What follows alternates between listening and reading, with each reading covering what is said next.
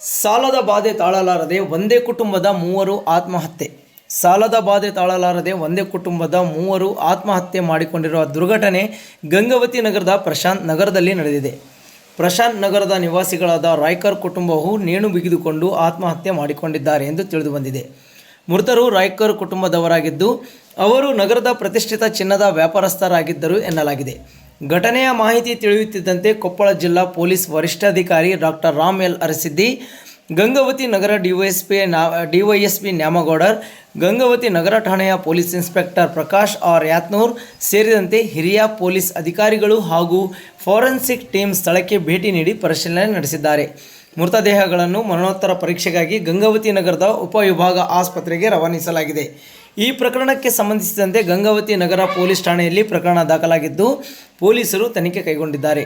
ಘಟನೆಯ ನಿಖರ ಕಾರಣ ಇನ್ನೂ ತಿಳಿದು ಬಂದಿಲ್ಲ. ಪೊಲೀಸರ ತನಿಖೆಯ ನಂತರವೇ ಆತ್ಮಹತ್ಯೆಗೆ ನಿಖರ ಕಾರಣ ಹಾಗೂ ಘಟನೆಯ ಸತ್ಯಾಸತ್ಯತೆ ಹೊರಬರುವ ಸಾಧ್ಯತೆ ಇದೆ ಎಂದು ತಿಳಿದು ಬಂದಿದೆ. ನಮಸ್ತೆ. ಇವತ್ತು ಗಂಗಾವತಿ ಟೌನಲ್ಲಿ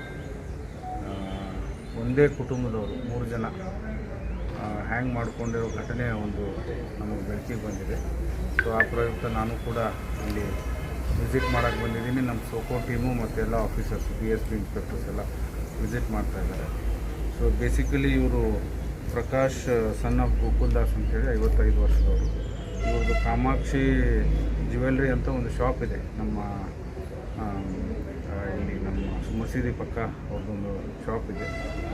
ಸೊ ಇಷ್ಟು ನಮಗೆ ಗೊತ್ತಾಗಿದೆ. ಅವರು ಜೊತೆ ನಿನ್ನೆ ರಾತ್ರಿ ದಿನ ಬಂದು ಅವ್ರ ಕಾರಲ್ಲಿ ಬಂದುಬಿಟ್ಟು ಇಲ್ಲಿ ಪಾರ್ಕಿಂಗ್ ಮಾಡಿಬಿಟ್ಟು ಹಿಂದೆ ಡೋರ್ ಎಂಟ್ರಿ ಹಿಂದೆ ಡೋರ್ ಮುರಿದು ಬಿಟ್ಟು ಅಲ್ಲಿ 3 ಜನ ಪ್ರಭಾ, ಪ್ರಕಾಶ್ ಮತ್ತು ಶಶಾಂಕ್ ಗಂಡ ಹೆಂಡತಿ ಮತ್ತು ಇವ್ರ ಮಗ ಇವರು ಹ್ಯಾಂಗ್ ಮಾಡ್ಕೊಂಡಿದ್ದಾರೆ.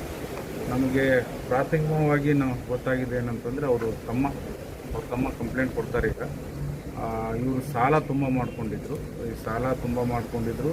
ಸೊ ಆ ಪ್ರಯುಕ್ತ ಈ ಮನೆಯಲ್ಲಿ ಎಲ್ಲಿ ಹ್ಯಾಂಗ್ ಮಾಡ್ಕೊಂಡಿದ್ದಾರೆ. ಇವ್ರದ್ದು ಮುಂಚೆ ಅವ್ರದ್ದೇ ಮನೆ ಆಗಿತ್ತು. 2021ರಲ್ಲಿ ನಾಗರಾಜ್ ಅನ್ನೋರು ಅವರು ಪರ್ಚೇಸ್ ಮಾಡ್ಕೊಂಡಿದ್ರು. ಸೊ ಅದು ಆದಮೇಲೆ ಕೂಡ ಅವರು ನಾಗರಾಜ್ ಅನ್ನೋರ್ದು ಮಾನ್ವಿ ಬ್ಯಾಂಕ್ ಅವ್ರು ಸೀಸ್ ಮಾಡ್ಕೊಂಡಿದ್ದಾರೆ. ಅವರು ಲೋನ್ ಮಾಡ್ಕೊಂಡಿದ್ದಕ್ಕೆ ಕಟ್ಟೋಕ್ಕಾಗಿಲ್ಲ ಅಂತ ಮಾನ್ವಿ ಕೋಆಪರೇಟಿವ್ ಬ್ಯಾಂಕವರು ಈ ಎಲ್ಲ ಪ್ರಾಪರ್ಟಿ ಸೀಲ್ ಮಾಡ್ಕೊಂಡಿದ್ದಾರೆ. ಸೊ ಅದೇ ಮನೆಯಲ್ಲಿ ಅವ್ರು ಹಿಂದುಗಡೆಯಿಂದ ಬಂದು 3 ಜನ ಫೆಬ್ರವರಿವರೆಗೂ ಇಲ್ಲೇ ರೆಂಟಲ್ಲಿ ಇರ್ತಿದ್ರಂತವರು. ಅದು ಆದಮೇಲೆ ಈ ಬೇರೆ ಹೊರಗಡೆ ಹೋಗಿ ಬೇರೆ ಮನೆ ಮಾಡ್ಕೊಂಡಿದ್ದಾರೆ.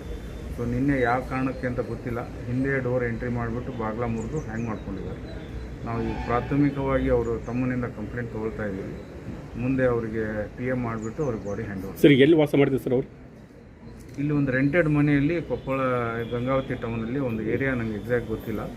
ಸೊ ಅಲ್ಲಿ ಅವ್ರು ರೆಂಟೆಡ್ ಮನೆಯಲ್ಲಿ ವಾಸವಾಗಿದ್ರು. ಸರ್, ಮಗ ಮಗ ಸರ್? ಮಗ 19 ಇಯರ್ಸ್ ಇದ್ದಾನೆ. ಎಂಜಿನಿಯರಿಂಗ್ ಮಾಡ್ತಾ ಇದ್ರಂತೆ. ಎಲ್ಲಿ ಸರ್? ಬ್ಯಾಂಗ್ಳೂರು ಕಾಲೇಜಲ್ಲಿ ಎಂಜಿನಿಯರಿಂಗ್ ಮಾಡ್ತಾಯಿದ್ರು. ಒಂದು 3 ರಿಂದ 4 ದಿನ ಆಯ್ತಂತ ಬಂದುಬಿಟ್ಟು. ಸೊ ಅವರು ಕೂಡ ಹ್ಯಾಂಗ್ ಮಾಡ್ತಾರೆ. ಸರ್, ಈಗ ನಾಗರಾಜ್ ಎಲ್ಲ ಖರೀದಿ ಮಾಡಿದ್ದಾರೆ, ಅವ್ರೇನು ಸಾಲ ಕೊಟ್ಟಿದ್ದಾರೆ? ಅಲ್ಲ, ಅವ್ರ ಕಡೆಯಿಂದ ತಂದೆಯವ್ರ ಕಡೆಯಿಂದ ಖರೀದಿ ಮಾಡ್ಕೊಂಡಿದ್ದಾರೆ 21. ನಮ್ಮ ಪ್ರಾಥಮಿಕವಾಗಿ ನಮಗೆ ಗೊತ್ತಾದಂಗೆ.